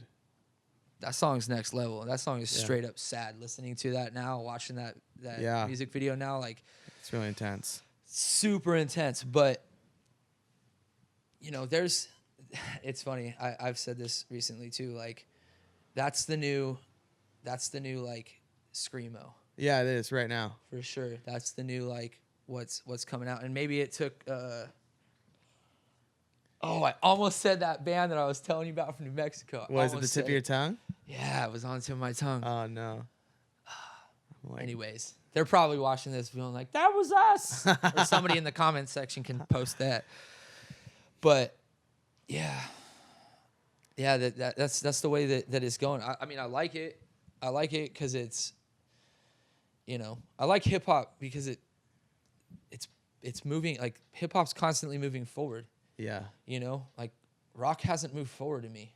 It hasn't. It's kind of stayed the same. Yeah, everything that I've been shown, with the exception of like a few songs that I've picked up in the past 8 years that I'm like, that song is tight. You know, just hip hop is, like, those guys, like, they move stuff forward by beefing with one another. I ain't trying to beef with nobody. I'm gonna get lyrically outclassed by, you know, 90% of everybody because I don't. Because big I just words, don't have the vocabulary. Big words. Yeah, big words. You know, I don't have the vocabulary that Keith from Every Time I Die has. But, you know, like, I just want it to be. I don't know. Like, I don't want it to be mean. Like, don't come to my town, or you better check in when you try to come out to LA or San Diego. Yeah. You know, like, there's none of that here, bro. Like, take a hike with that. Yeah. But I just want it to be. I don't know. I want the genre to get back to like how it felt, you know, as a kid, just super angsty. Yeah. Just being angsty and going to shows and wanting to, you know, accidentally punch your friend in the face in the mosh pit and circle pit and have the biggest, you know, girl at the ice box just freaking take you out. She took me out at a yellow card show. I was so embarrassed. Some big girl just took you out. Dude, destroyed me. Straight up destroyed me at a yellow card show. Yeah, man, they're crazy. And all my friends were like, ooh. I think everybody in the pit was like that. But that was fun. Like, that was a lot of fun. I remember befriending her, you know? Like, putting my arm around her and being like, yes, I can't believe you did that to me. I'm hiding behind you now, girl. But that's, I don't know, that's just where I wanted to, I want something like that. I want to see that again. I want to see passion in it all. That's what it comes down to. I don't need to hear the same old story. Yeah. Well, I feel like I'm hearing still. I do have to say, the title of your EP is ambitious, because you're saying, what is it? The what the if shape punk of is punk dumb? is Yeah, the dumb. shape of punk is dumb. What exactly do you mean by that? Since we're already talking about critiques of the genre, what exactly does that mean to you? Exactly what it says. The shape of punk is dumb. The shape of punk is dumb. Donald Trump is the president of the United States. A Republican is the president of the United States. Punk music needs to make a comeback. Yeah. This is the time. If there's ever a time to be punk rock, now it's when a Republican is in control. Yeah. It's been 1.5 years, people. Where is it? It's true. Where is it? I don't know. It's a good I don't know. I think I saw it as soon as, literally, like, let's call Joey. Let's see what Joey says. No. I remember saying that, like, literally to him. Donald Trump is going to be president. Punk rock's making a comeback. Rock is making a comeback. There's going to be something that's making a comeback. I'm not saying that I, like, lean that way, this way or that way, politically. I'm not even... It's not about politics. It's just, like, you have something to get angry about. If you're a political band, you have something to, you know... All I hear about is this left youth that Jared Leto keeps singing about, and I'm wondering where they're at. Yeah. Because there's nobody that's acting the way that the left youth when I was young in 03, 04, like they're not they're not acting the same way. There's no. It's all keyboard now. There's no angst in it all. Yeah, it's like the angst is taken out of it, and you end up watching somebody who's equally as bored as you on stage. Yeah. I don't know. That's how I felt at the Indie Jam. Like, I just felt bored. I'm like, that girl who's singing on stage looks bored. Yeah. And it's no wonder everybody else down here is bored. Because you're bored too. Yeah, it's a never-ending cycle. Yeah, and you're singing a song saying that you don't care, but it literally looks like you don't care. Like, if I'm singing a song about something that I don't care about, or I'm saying I don't care, I want you to feel what it is that I don't care about. Yeah, something. I want to give you something to not care about too.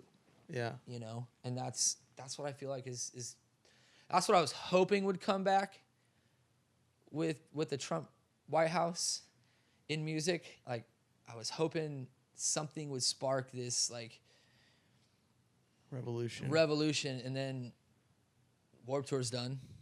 Yeah, it's hard. So it's just really confusing. It's a confusing time.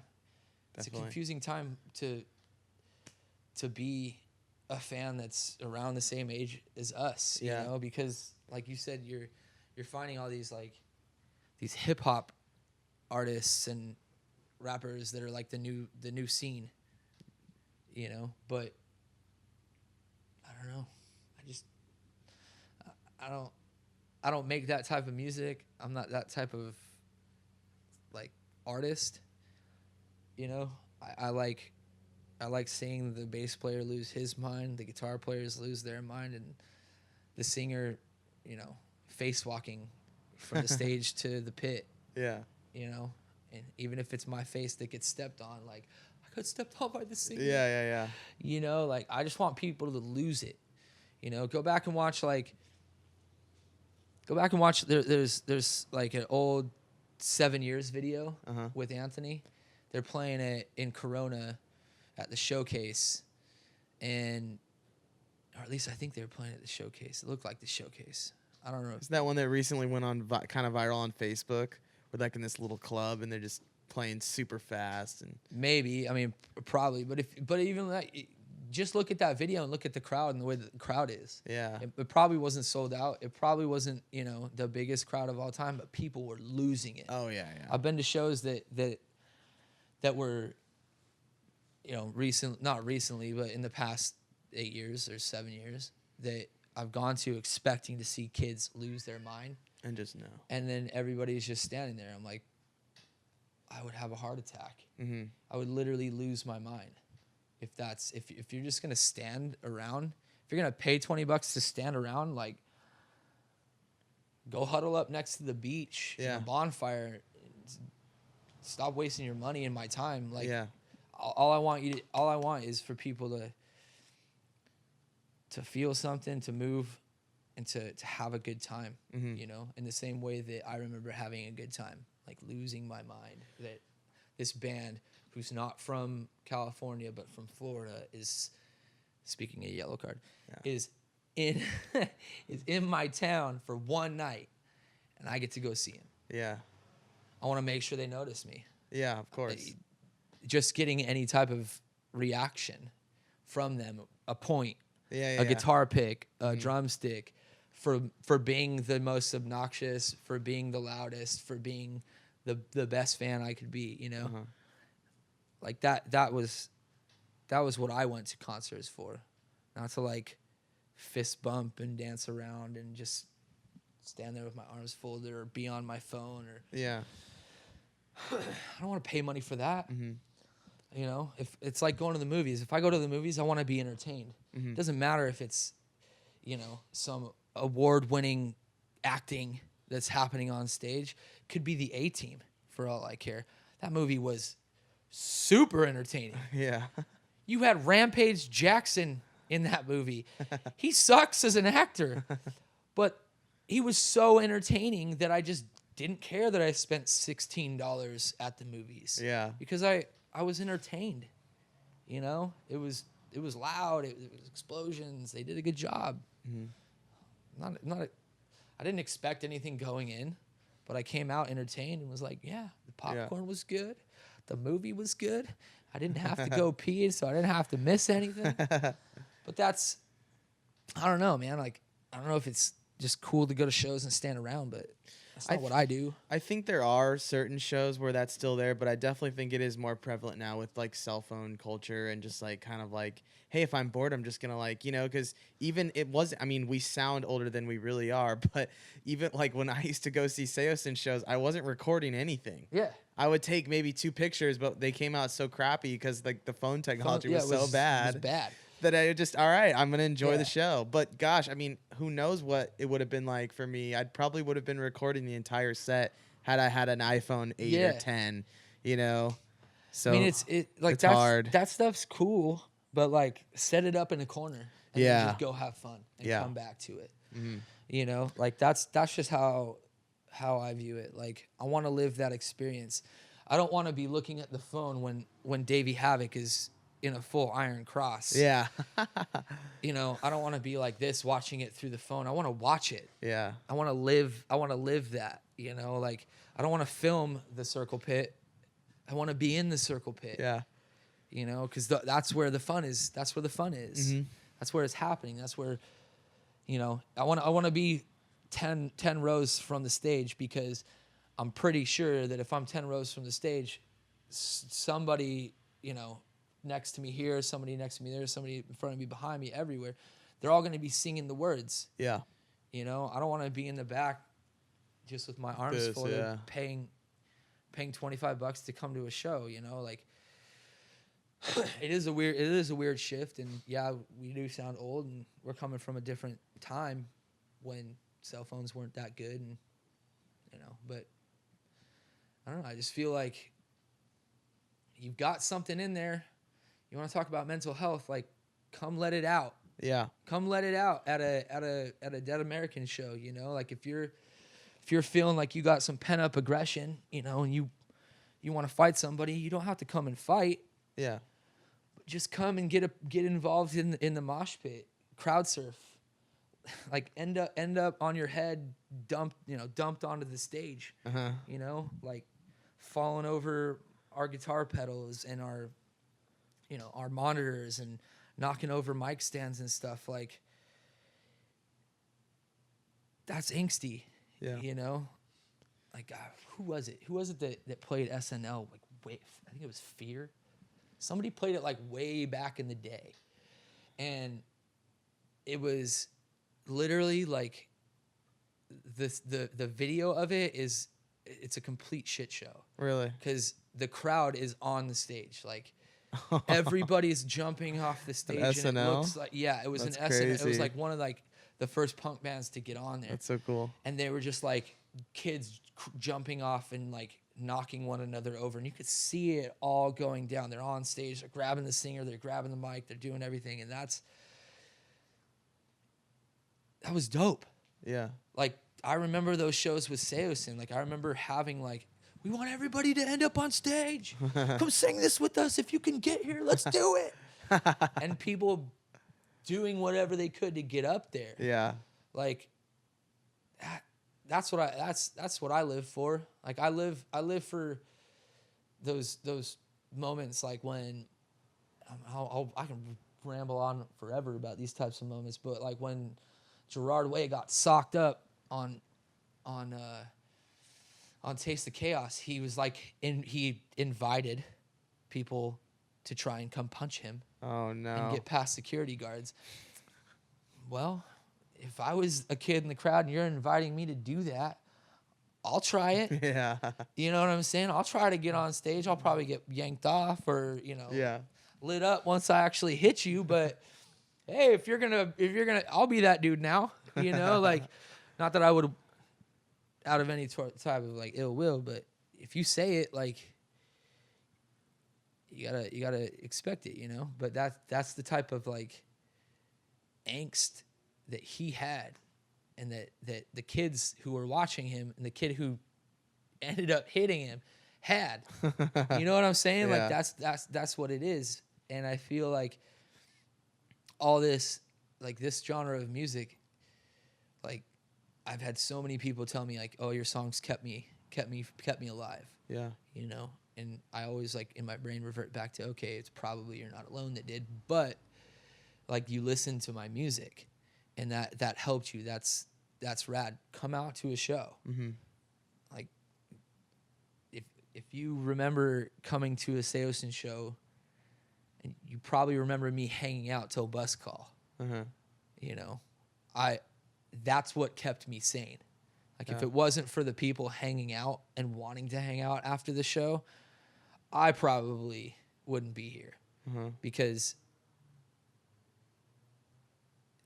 you go insane when you're around the same 5 freaking people for 6 months straight. You got to have something different. Not that I don't love them, not that I didn't care for them, but I needed a fresh face. I needed somebody new to talk to. I needed a friend just to like stand there with me, and I felt like y'all probably wanted me to stand there with you too. Yeah, absolutely. So, it's no different. Like it's not going to be any different after Dead American shows, but I want the mentality of like, you're paying good money to come out. Like, let's have a good time. Yeah. And then let's hang out and take all the pictures and all the videos, and I'll make all the birthday phone calls to all your friend whose birthday it is back east and whatever. Do you remember you did that for me? Yeah. When I was like, I think I was turning 20 or 21, and then Tim Woolston. Hell yeah. Shout out. Best dude ever. That was so cool. I was like, that is like the best birthday present I ever got. Because like, that's sick though. Yeah. That's what I'm saying. Like that's real. That's real. That's like, I'm just as normal as you, man. Uh-huh. That's my point with Dead American. Is like, we're just normal.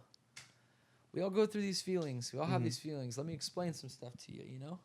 Let me share with you my dark side, and maybe that can help you with your dark side. Yeah.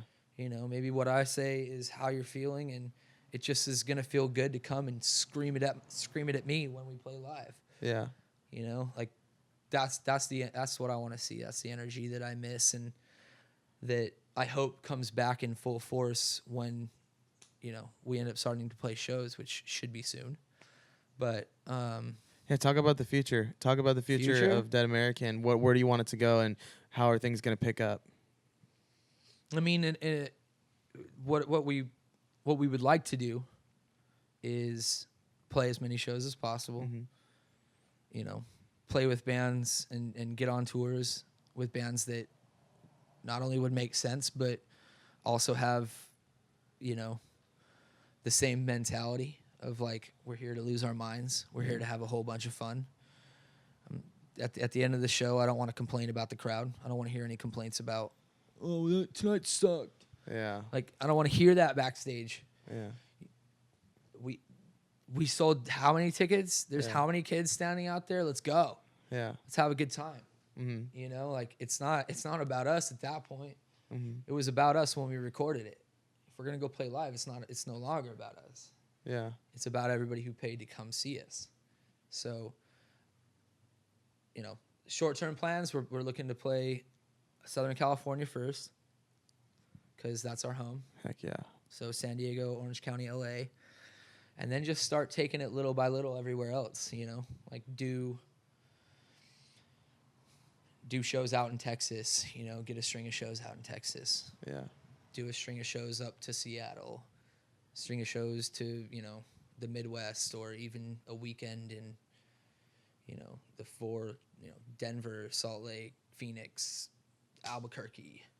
Like do little weekend runs and just slowly build it so that way we can get to the 14, 15 songs that we have demoed out for the full length. Because these songs that we've recorded, they've been recorded for a year and a half. One of the songs Chad wrote in high school. No way. Yeah. So he sent me a song when, Saosin was first blowing up, and he wrote Sick. that song right as that time was happening. So we've had these songs for a long time, and all we want to do is play them.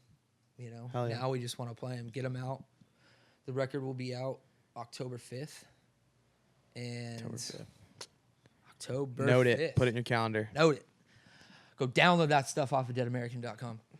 And now on Spotify too. And now on Spotify, yeah. and then all the platforms that the internet has to provide us. Yes. Yeah, we just want to play shows. We really want to just get to the full length. There's like 15 songs that we have that I think are bangers. They're all in the same genre. They're all like, they all run the same road as Saosin and the genre of music that I came from. So I love it, man. I think it'll be fun to hear people's responses to that. But first and foremost, The Shape of Punk is dumb. Get ready. We'll get ready for that. We'll get out touring on that, and then once that's out, it's about saving up to put out a full length and getting little song after song out until we can have a full length to package and Hell yeah. put a package on. So, or put some shrink wrap on rather.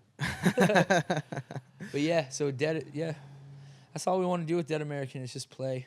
Just make music and play and give everybody an unfiltered version of who we are. We don't have a manager right now. We're in talks with a kid who's going to help us out booking some shows. We don't have a label. There's no label. There's no business manager, accountant. Yeah. There's no nothing. It's just the three of us in this house figuring it out, doing it, ourselves. And that's kind of the mentality that we want to have with it. Let's do as much as we can by ourselves until we need to pay somebody because we're putting in too much time and it's too stressful. Yeah. It's not too stressful. Yeah. I don't think it's ever going to be too stressful. If it's something that we want to build, we're going to build it. We're going to figure out a way to build it bigger, better, and badder than everything else, Hell yeah. That's our kind of like takeover plan. But yeah, expect shows by the end of the year. We're going to be playing shows and a lot of them to come. It's going to be sick. I'm stoked, dude. It's I've gonna been be waiting. sick. I'm like even years ago, I'm like, man, the day's going to come where I can see Cove play again, like live, Yeah. And I'm like, man, I'm going to be so stoked. So I'm so ready for it, man. Well, this, like I said, it's unfiltered and it's literally like everybody that I've been working with on this project, or working on this project with, has been like not completely hands off when it comes to my creative, like what I bring creatively to it, but the amount that I've been allowed to say what I want, sing what I want, and get the point across that I'm trying to get across, like the amount that they've allowed me to do that, I think is going to show. And I think a lot of people with not only this EP, but the stuff that's to come, they're going to, especially right now during these times, I feel like there's a lot for people to gravitate towards and to hold on to, a lot of concepts and a lot of things that I've gone through that I might be able to shed some light on that you've gone through. And I think that, you know, I still have a lot to offer, and I really don't see myself ever getting into that mode where I saw so many other artists get into, where you just lose touch with reality. Mm-hmm. You know, I've always tried to keep myself grounded, so that way I'm not living in some type of alternate reality. Yeah. You know, where I believe in something that just is never going to come to fruition. Mm-hmm. You know, like, I believe in this project. I believe that things will come to fruition, regardless of my past or not. I think the music and the lyrics and everything speaks for themselves, and that a lot of people are going to be able to hold on to it and grasp it and be like, I get where he's coming from, because that's how I feel. Yeah. Awesome, dude. Well, I feel like that's a good point to close out. We've been talking for 2 hours. So I think we did beat that AP podcast. yeah, This is we pretty beat him tight. good. Take that, AP. Take that. You've already taken it twice from me. Yeah, serious, right? Yeah, go comment Dead American on their post, right? Any post Where they ask. Yeah, or just anything. Could be about something MCR related. Just comment Dead American. Well, yeah, thanks so much for having me, man. Thank you, brother. I've been waiting for this for a long time, and I'm stoked we could do it. Yeah, me too. I see many of these coming in the future. Maybe after the first run of Southern California shows, you can ask me how